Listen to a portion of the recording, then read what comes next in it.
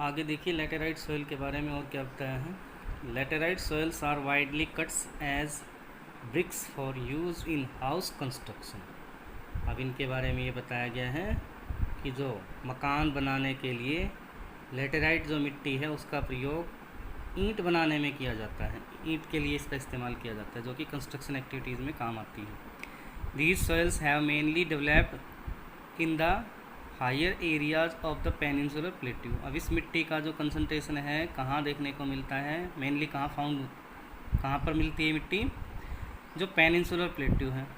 The laterite soils are commonly found in Karnataka. अब देखिए कहाँ कहाँ इसका कंसंट्रेशन है, मुख्यतः ये कर्नाटका के अंदर, केरला के अंदर, तमिलनाडु के अंदर, Madhya Pradesh and the hilly areas of Orissa and Assam.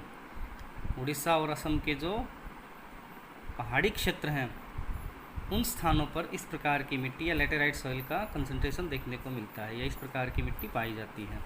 याद रख लीजिए इनको कि लेटेराइट सॉइल कॉमनली कहाँ मिलती है, कर्नाटका के अंदर, केरल के अंदर, तमिलनाडु के अंदर, मध्य प्रदेश के अंदर, और जो हिली एरिया हैं उड़ीसा और असम के उन क्षेत्रों में लेटेराइट सॉइल पाई जाती है। अब देखिए एक लाइन और बताइए यार, red laterite soils in Tamil Nadu, Andhra Pradesh and Kerala are more suitable for tree crops like cashew nut. एक नंबर में पूछ लेता है ये कि किस प्रकार की मिट्टी काजू की खेती के लिए फ़ायदेमंद है। तो किस प्रकार की बताइए, रेड लेटेराइट सॉइल, जो कि कहाँ, तमिलनाडु और आंध्र प्रदेश के अंदर, साथ साथ केरला के अंदर। और ये सुटेबल है किसके लिए, ट्री क्रॉप्स लाइक कैश्यूनट, यानी जो काजू की जो खेती है उसके लिए। उसके बाद नेक्स्ट जो कैटेगरी है वो है एरिड सॉइल, यानी कि शुष्क मृदाएं। Arid soils range from red to brown in colour. अब शुष्क जो मृदाएं हैं उनका रंग लाल से लेकर किस प्रकार का पाया जाता है, भूरा। They are generally sandy in structure and saline in nature. अब ये सामान्यतः संरचना से कैसे, संरचना के अकॉर्डिंग ये बलुई, बालू मिट्टी जिसे बोलते हैं हम लोग, और इसके नेचर के अकॉर्डिंग, इसकी प्रकृति के अकॉर्डिंग ये कैसी होती है, सैलाइन, यानी कि नमकीन होती है। इन सम एरियाज, कुछ क्षेत्रों में, the salt content is so high, नमक की जो मात्रा है वो इतनी ज़्यादा हो जाती है, that common salt is obtained by evaporating the saline water, जिस वजह से इनके पानी को वाष्पीकृत करके नमक प्राप्त किया जा सकता है। Due to the dry climate, high temperature and accelerated evaporation, they lack moisture and humus.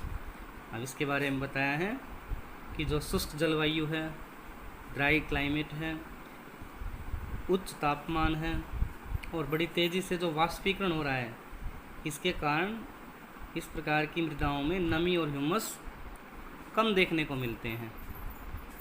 आगे देखिए, nitrogen is insufficient and the phosphate. अब नाइट्रोजन के बारे में बताएं, नाइट्रोजन इसमें अपर्याप्त होता है, और जो फॉस्फेट है, फॉस्फेट के बारे में देखिए, कंटेंट इज़ नॉर्मल, फॉस्फेट सामान्य मात्रा में इसमें मिलती है। Lower horizons of the soil are occupied by kankar layer. अब इसकी जो निचली स्तर है उसके अंदर क्या होता है, निचली स्तर में क्या मिलता है, कंकर मिलते हैं, कंकर की लेयर मिलती है। Because of the increasing calcium content downward, क्योंकि इसमें नीचे की तरफ या तली की तरफ क्या है, कैल्शियम जो कंटेंट है वो इकट्ठे होते रहते हैं, इस वजह से यहाँ कंकर का निर्माण हो रहा है। द कंकर layer formation in the bottom horizon restricts the infiltration of water. अब क्या कह रहे हैं कि जो कंकरों की जो परत बन जाती है, इसके कारण पानी का जो रिसाव है वो सीमित होता है। And as such when irrigation is made available, the soil moisture is readily available for a sustainable plant growth. अब इसी वजह से बताया है कि सिंचाई किए जाने पर इन मृदाओं में जो पौधों की जो कंटिन्यूस जो ग्रोथ है, सतत जो वृद्धि है, इसके लिए नमी हमेशा इसके अंदर उपलब्ध होती है। Arid soils are characteristically developed in western Rajasthan.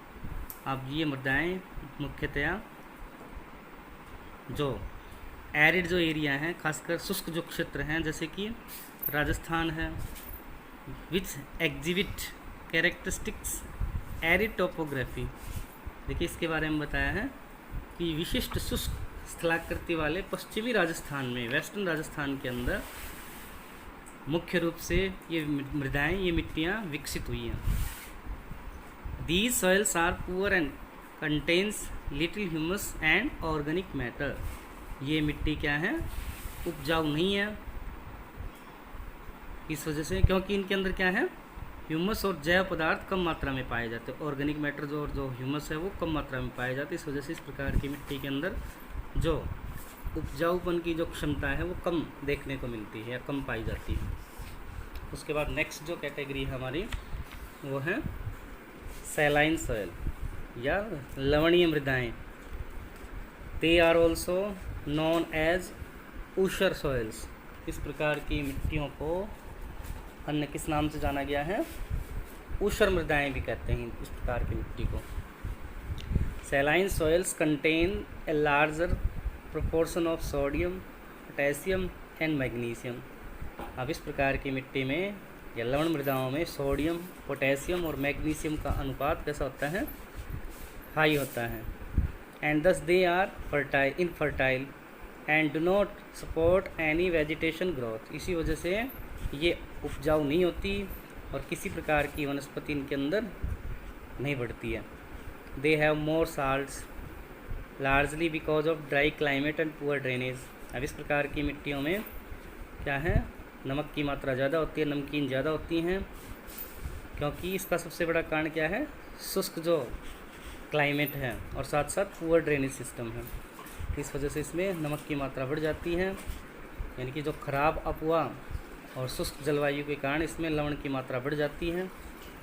They occur in arid and semi arid regions and in waterlogged and swampy areas.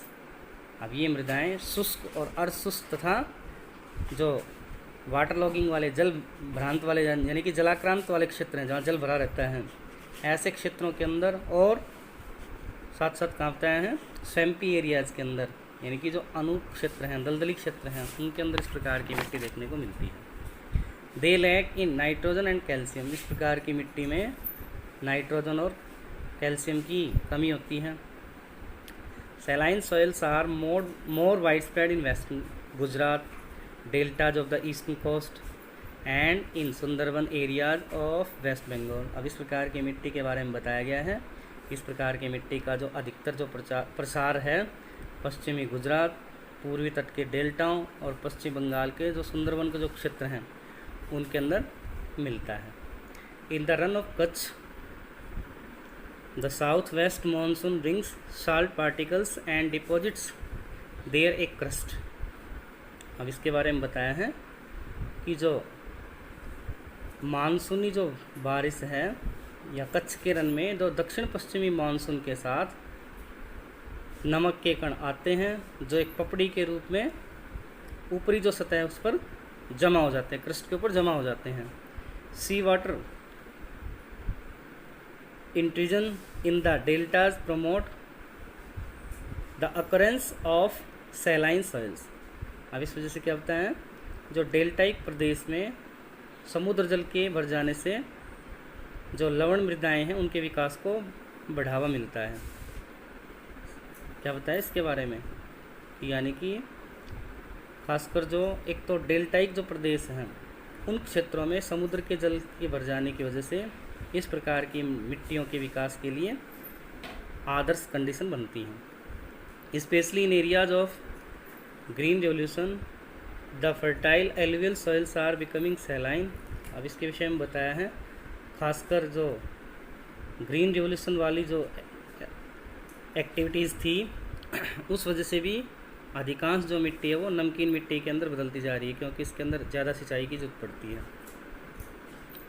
Excessive irrigation with dry climatic condition promote capacity of capillary actions which results in the deposition of salt on the top layer of the soil. अब इसका कारण बताया है कि जो हरित क्रांति वाले क्षेत्रों में जो उपजाऊ जलोढ़ मिट्टी है उनमें क्या है, वो भी लवणीय होती जा रही है। अब क्या कारण था इसका, शुष्क जलवायु वाली जो दशाएं हैं उनमें अत्यधिक सिंचाई किसके जरिए, कैपिलरी के जरिए केशिकाओं क्रियाओं को बढ़ा देती हैं। इस वजह से क्या है, इसके परिणाम स्वरूप नमक हमेशा ऊपर की ओर बढ़ता जाता है कैपिलरीज के माध्यम से, और नमक ऊपर वाली जो सतह है उसके ऊपर जमने लगता है। मृदा की जो सबसे ऊपरी परत है उस पर नमक जमा हो जाता है। आगे देखिए फिर क्या होता है इस प्रकार की मिट्टी के बारे में। In such areas specially in Punjab and Haryana farmers are advise to add gypsum to solve the problem of salinity in the soil. अब इसी वजह से इस समस्या से निजात पाने के लिए कुछ क्षेत्रों के अंदर, खासकर कहाँ पंजाब और हरियाणा के जो फार्मर्स हैं उनको सलाह दी जाती है कि अपनी मिट्टी के अंदर क्या करें, वो जिप्सम मिलाएं, जिससे कि ये जो सैलिनिटी की जो समस्या है, ये मिट्टी के अंदर जो सैलिनिटी की जो समस्या है इसको दूर किया जा सके। उसके बाद नेक्स्ट जो क्लासिफिकेशन है वो है पीटी सॉइल, पीटमय मृदाएँ। आइए इनके विषय में और जान लेते हैं। They are found in the areas of heavy rainfall and high humidity. जो पीटमय मृदाएँ हैं ये मुख्यतः भारी वर्षा और उच्च आर्द्रता से युक्त उन क्षेत्रों में पाई जाती है जहाँ where there is a good growth of vegetation, जहाँ वनस्पति की वृद्धि अच्छी हो। अब इस प्रकार की मिट्टी या पीटमय मृदाओं के बारे में बताया गया है। इस प्रकार की जो मिट्टी है जहाँ उच्च बारिश होती है, भारी बारिश होती है, इसके साथ साथ ह्यूमिडिटी जहाँ ज़्यादा है, उन क्षेत्रों में इस प्रकार की मिट्टी ज़्यादा देखने को मिलती है जहाँ वनस्पति की अच्छी वृद्धि हो। आगे देखिए नेक्स्ट क्या बताया है।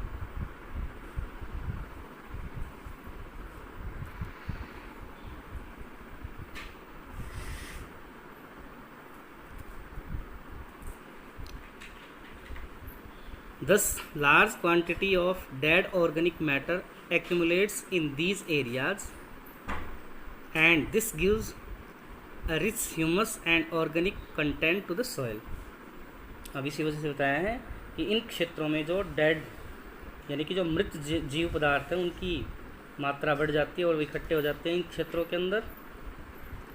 मृत जो जैव पदार्थ हैं उनकी मात्रा इन क्षेत्रों के अंदर बढ़ जाती है और जो मृदा को क्या प्रोवाइड कर रहे हैं, gives A rich humus and organic content, यानी कि मृदा को ह्यूमस और पर्याप्त मात्रा में जैव तत्व प्रदान करते हैं।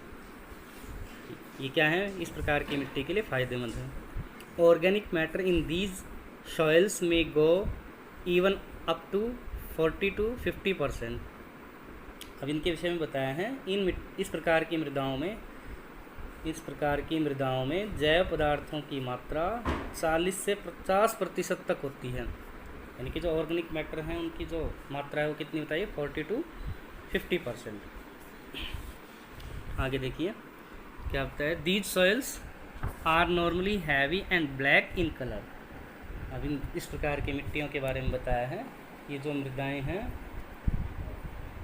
सामान्यतः गाढ़े और काले रंग की होती हैं। At many places they are alkaline also। अब क्या बताएं, अनेक स्थानों पर ये क्षारीय भी हैं, यानी कि इनके अंदर एल्काइन की मात्रा होती है। It occurs widely in the northern part of Bihar, southern part of Uttarakhand and the coastal areas of west Bengal, Orissa and Tamil Nadu. अब ये मृदाएँ अधिकतर बिहार के जो उत्तरी भाग हैं, उत्तराखंड के दक्षिणी भाग, पश्चिम बंगाल के जो तटीय क्षेत्र हैं, उड़ीसा और तमिलनाडु, इनमें भी ये पाई जाती है। कौन सी मिट्टी, पीटमय मृदाएँ या पीटमय मिट्टी। उसके बाद नेक्स्ट है फॉरेस्ट सॉइल, वन मृदाएँ। अभी देखिए लास्ट कैटेगरी है इसकी forest soil. As the name suggest, देखिए नाम से पता लग रहा है, forest soils are formed in the forest areas where sufficient rainfall is available. इस प्रकार की जो मिट्टी है पर्याप्त वर्षा वाले वन क्षेत्रों में ही बनती हैं।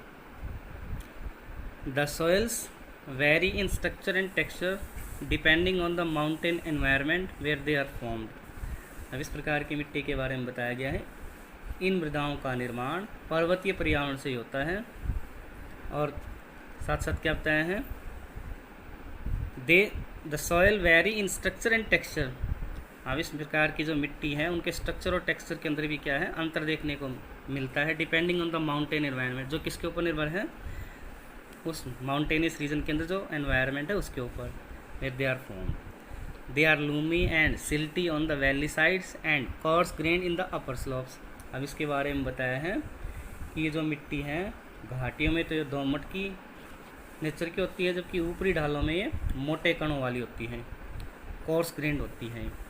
In the snow bound areas of the Himalayas they experience denudation and are acidic with low humus content. अब क्या बताया है, हिमालय के जो बर्फ़ से ढके हुए क्षेत्र हैं उनके अंदर इस प्रकार की मृदाओं का क्या होता है, डिनुडेशन होता है, अनाच्छादन होता है, और ये अम्लीय और कम ह्यूमस वाली होती हैं, यानी कि इनके अंदर अम्ल की मात्रा ज़्यादा होती है और ह्यूमस कम होता है। The soil found in the lower valleys are fertile. अब निचली घाटियों में पाए जाने वाली जो मृदाएँ हैं वो कैसी हैं, लोअर वैली के अंदर पाए जाने वाली जो मृदाएँ हैं वो फर्टाइल हैं, उर्वरक हैं, यानी उपजाऊ हैं, उर्वर नेचर की हैं।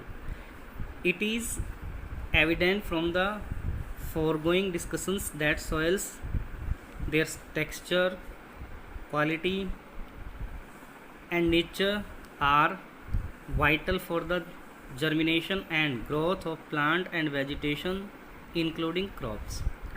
अब देखिए ऊपर जो चर्चा की गई है इससे स्पष्ट पता चलता है कि जो मृदाएं हैं उनका गठन, गुण, प्रकृति, फसलों, पौधों और वनस्पति के अंकुरण एवं वृद्धि के लिए क्या है, महत्वपूर्ण है, अति महत्वपूर्ण है।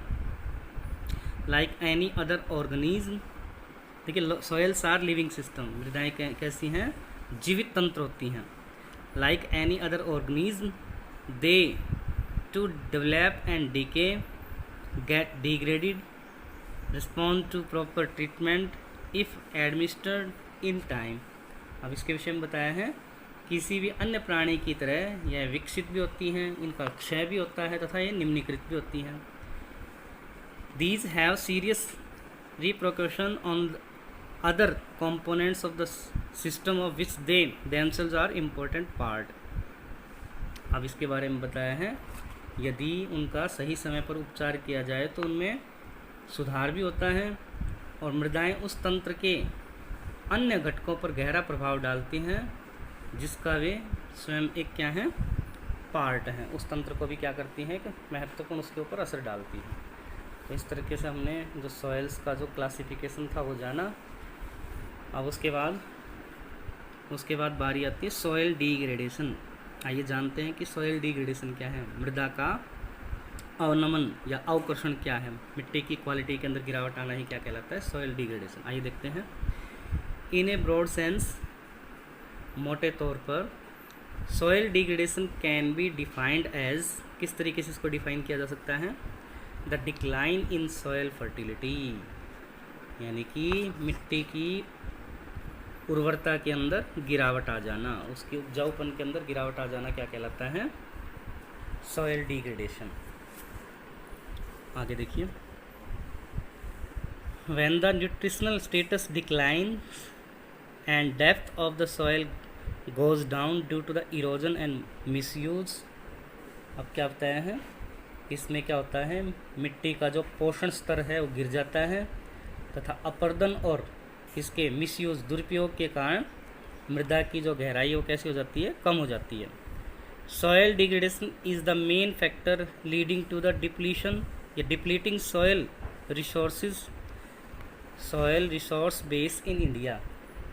अब देखिए भारत में मृदा संसाधनों के क्षय का मुख्य कारण मृदा अपर्दन ही है, यानी कि मृदा की क्वालिटी के अंदर गिरावट आना ही इसका मुख्य कारण है। The degree of soil degradation varies from place to place according to the topography, wind velocity and amount of the rainfall।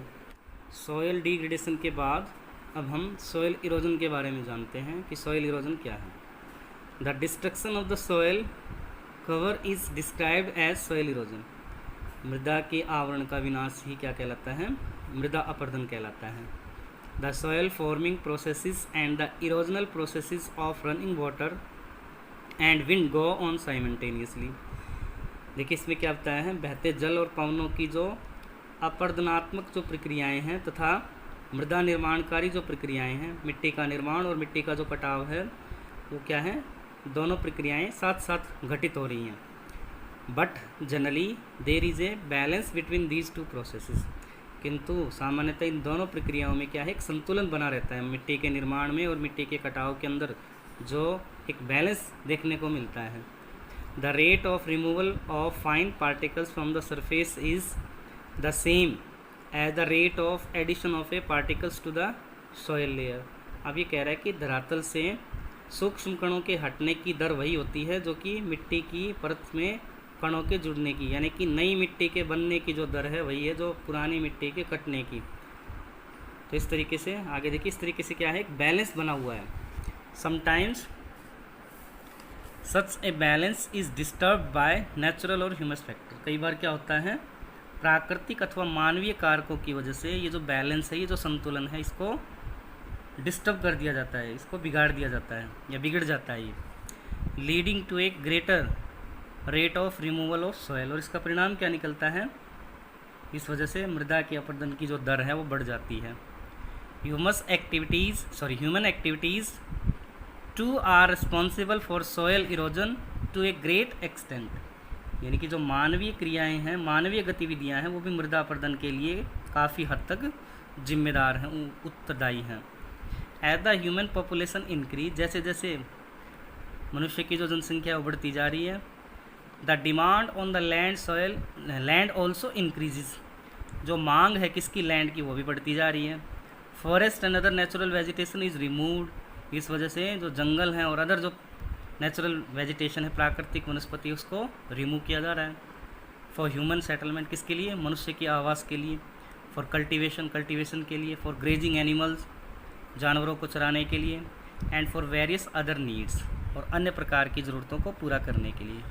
क्योंकि क्या बताया यहाँ, जिस तरीके से पॉपुलेशन बढ़ती जा रही है, पॉपुलेशन बढ़ने के परिणाम स्वरूप क्या बताया है, इसके बढ़ने के परिणाम स्वरूप जो फॉरेस्ट है, नेचुरल वेजिटेशन है, इनको रिमूव किया जा रहा है। किसके लिए, ह्यूमन के सेटलमेंट के लिए, कल्टीवेशन के लिए, और जो एनिमल्स हैं उनको चराने के लिए।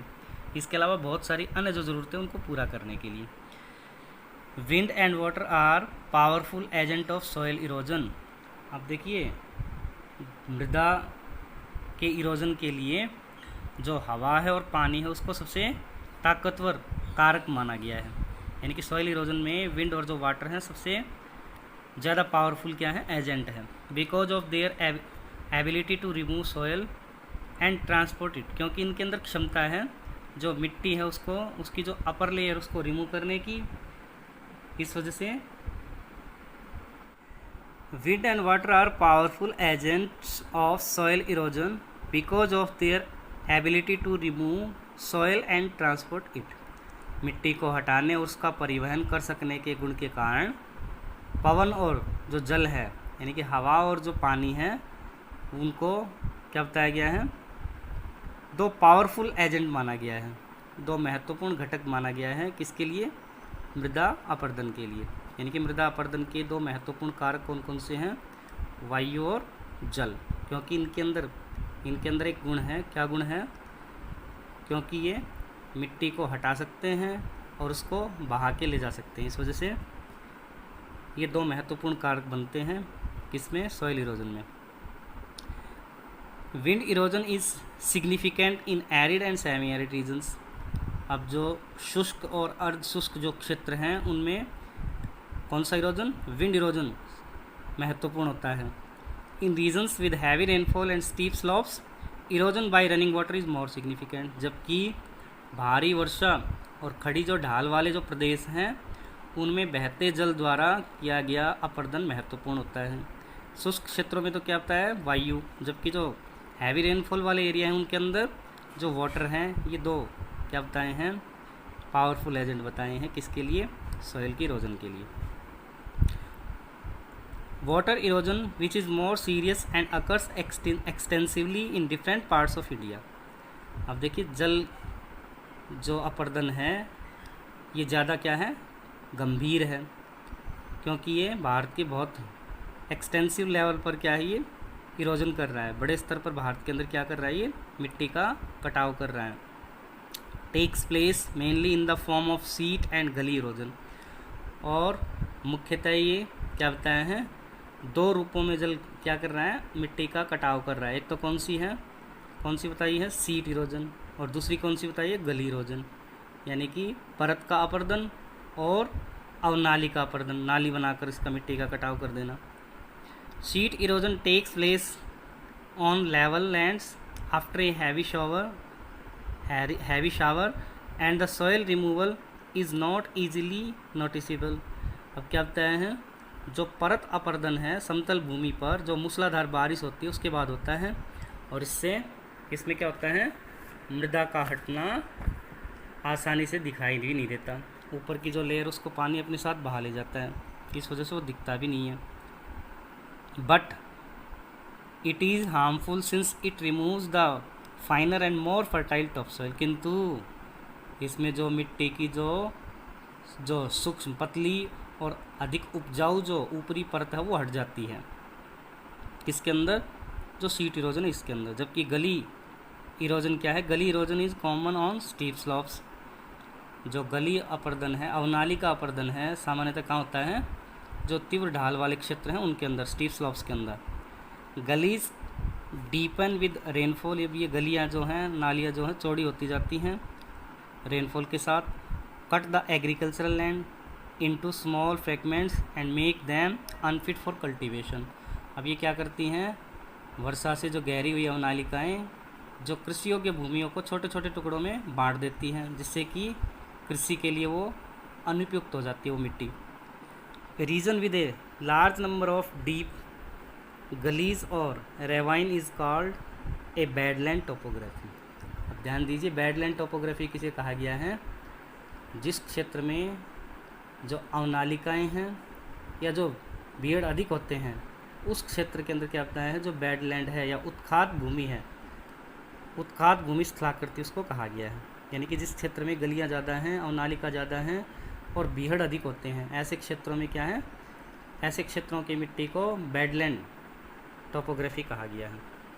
Ravines are wide spread in the Chambal basin, जबकि जो चंबल क्षेत्र का जिक्र किया है, चंबल नदी की द्रोणी में जो रेवाइंस हैं या बीहड़ हैं वो बहुत ज़्यादा विस्तृत हैं।